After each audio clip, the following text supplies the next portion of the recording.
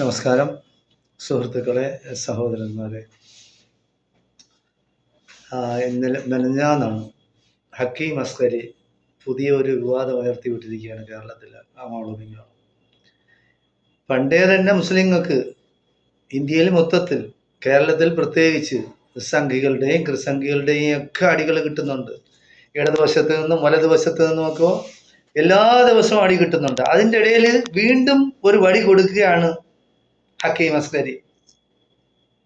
എന്തിനാണ്? നിങ്ങൾ ഉറക്കുക, മൗലൂദ് ഓതരുത്, ഉറക്കുക, പിന്നെ എന്താണ് റാത്തി പോരുത്, ബാങ്ക് വിളിക്കരുത്, നമസ്കരിക്കരുത് എന്നും പറഞ്ഞ് ബാങ്കിൽ മൈക്കിൽ ചെയ്യരുതെന്ന് പറഞ്ഞിട്ട്. അപ്പോൾ ഇങ്ങനെയുള്ള കാര്യങ്ങൾ നിങ്ങൾ ഈ പൊതുവേദിയിൽ എന്തിനാണ് ചർച്ച ചെയ്യുന്നത്? നിങ്ങളൊക്കെ വലിയ പണ്ഡിതന്മാരാണെന്നാണല്ലോ പറയുന്നത്.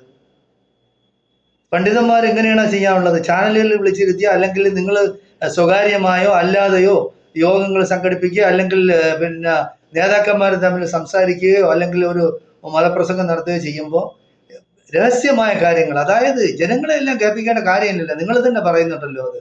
നിങ്ങൾ എന്തിനാണ് ജനങ്ങളെ കേൾപ്പിക്കുന്നത്?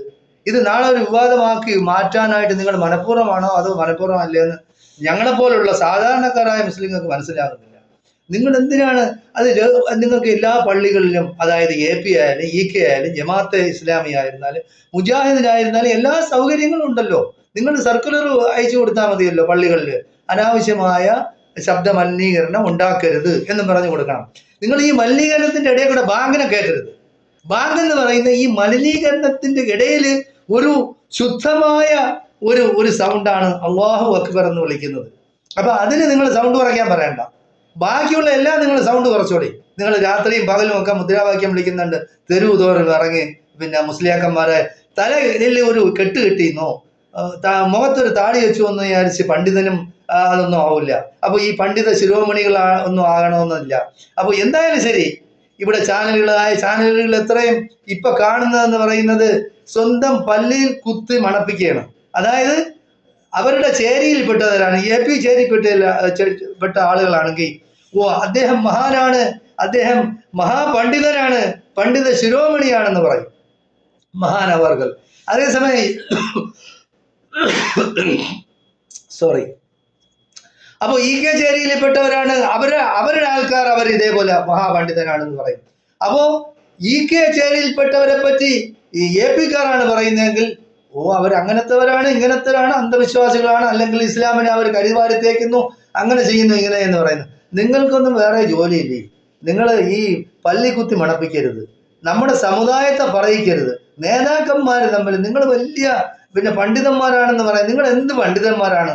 മനുഷ്യനെ അങ്ങോട്ടും ഇങ്ങോട്ടും കളിയാക്കലും ജനങ്ങളുടെ മുന്നിൽ അധിക്ഷേപിക്കലും ആക്ഷേപിക്കലും അപമാനിക്കലുമാണ് പാണ്ഡിത്യം എന്ന് പറയുന്നത്.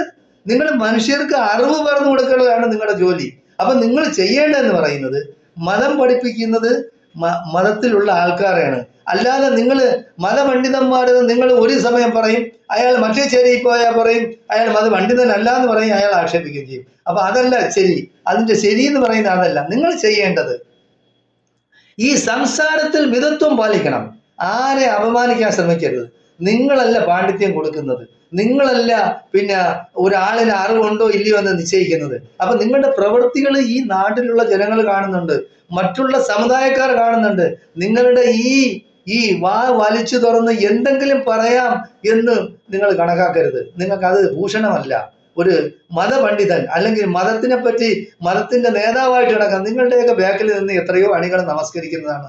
അപ്പോ നിങ്ങളുടെ ബാക്കിൽ നിന്ന് നമസ്കരിക്കുന്ന അവർ മാത്രമല്ലല്ലോ, ബാക്കിയുള്ളവരും കാണല്ലേ. അപ്പോൾ നിങ്ങളെപ്പറ്റി നിങ്ങൾക്കൊരു വില കൽപ്പിക്കണം. അപ്പോൾ നിങ്ങൾ പറയുന്നത് ജനങ്ങൾ കേൾക്കുന്നുണ്ട് എന്നുള്ളത് നിങ്ങൾ മനസ്സിലാക്കണം. അപ്പോൾ നിങ്ങൾ ഒരാളിനെ ഇകഴ്ത്തി പറഞ്ഞാൽ, നിങ്ങളൊരാളിനെ അപമാനിച്ച് ജനമധ്യത്തിൽ പറഞ്ഞാൽ നിങ്ങൾക്ക് അള്ളാഹുവിനെ ഭയമില്ലേ? നിങ്ങൾക്ക് ശിക്ഷ കിട്ടൂല്ലേ? നിങ്ങൾ ആരായാലെന്ത്? നിങ്ങൾ ഏത് പണ്ഡിതനായാലെന്ത്? അള്ളാഹു നിങ്ങളെയും പിടിക്കും. നിങ്ങളെ പിടിക്കാമെന്ന് ഒരിക്കല. അപമാനിക്കുന്നതെന്ന് പറഞ്ഞാൽ അള്ളാഹു അവമാനിച്ചാൽ അവനെ ബഹുമാനിക്കാൻ ഈ ലോകത്തൊരു ശക്തിക്കും കഴിയില്ല. അത് നിങ്ങൾ ആദ്യം മനസ്സിലാക്കണം. അള്ളാഹു അവമാനിക്കുന്നവന് ഈ ദുനിയാവിലും ആക്ഷേപിക്കും, നാളെ ആഖിറത്തിലും. അതിനെപ്പറ്റി നിങ്ങൾ ഓർമ്മിക്കണമെന്നാണ് എനിക്ക് ഈ പണ്ഡിതന്മാരോട് പറയാനുള്ളത്. നിങ്ങൾ ഈ പണ്ഡിതന്മാരാണെന്ന് പറഞ്ഞിട്ട് നടക്കരുത്. വെറുതെ പറഞ്ഞിട്ട് നടക്കരുത്. നിങ്ങൾക്ക് പാണ്ഡിത്യമൊന്നും അയാള് വിവരമുള്ളവരാണെന്നും മഹാനാണെന്നും ഒക്കെ പറയുന്ന മറ്റുള്ളവരായിരിക്കണം. അല്ല നിങ്ങൾ തമ്മിൽ അങ്ങ് അദ്ദേഹം വലിയ മഹാനാണ്, അദ്ദേഹം വലിയ മറ്റവരാണ് എന്ന് പറഞ്ഞു നടന്നിട്ട് കാര്യമില്ല. അപ്പൊ നിങ്ങൾ സംസാരത്തിൽ മിതത്വം പാലിക്കണം. ആളുകളുടെ മുമ്പിൽ, ജനങ്ങളുടെ മുൻപിൽ ആരെ ആക്ഷേപിക്കരുത്, ആരെ അപമാനിക്കരുത്. അത് നിങ്ങൾക്ക് ഭൂഷണമല്ല, അത് ഇസ്ലാമിന് ഭൂഷണമല്ല. അങ്ങനെയുള്ള തെണ്ടിത്തരമാണ് പറയുന്നത്. നിങ്ങളത് മനസ്സിലാക്കി പ്രവർത്തിക്കണമെന്നാണ് എനിക്ക് പറയാനുള്ളത്. ഏത് വിഭാഗത്തിൽപ്പെട്ടവരാണ്, AP ആവട്ടെ, EK ആവട്ടെ, മുജാഹിദ് ആവട്ടെ, ജമാഅത്തെ ഇസ്ലാമി ആവട്ടെ, നിങ്ങൾ സംവാദങ്ങളും മറ്റതും മറിച്ചതും സംഘടിപ്പിച്ച് നിങ്ങൾ അവിടെ വെച്ച് അത് തീർക്കണം. അല്ലാതെ അത് വീഡിയോയിൽ കൊടുത്ത് നാട്ടുകാരെ കൊണ്ട് പറയിക്കരുത്. അതിന് ഓരോരുത്തർ സപ്പോർട്ട് ചെയ്യാൻ, ഒരാൾ എതിർക്കാൻ, എന്താണ് നിങ്ങൾ ഉദ്ദേശിക്കുക? ഈ കോലാഹലം നിങ്ങൾ എന്തിനാണ് ഈ നാട്ടിൽ ഉണ്ടാക്കുന്നത്? നിങ്ങൾക്ക് വെറുതെ ഇരുന്നൂടെ? നിങ്ങൾക്ക് അള്ളാഹുവിനെ ഭയം ഉണ്ടാ?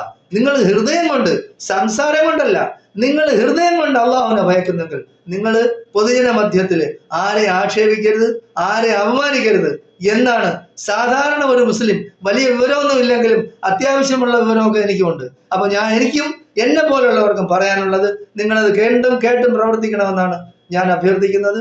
നന്ദി, നമസ്കാരം, അസ്സലാമു അലൈക്കും.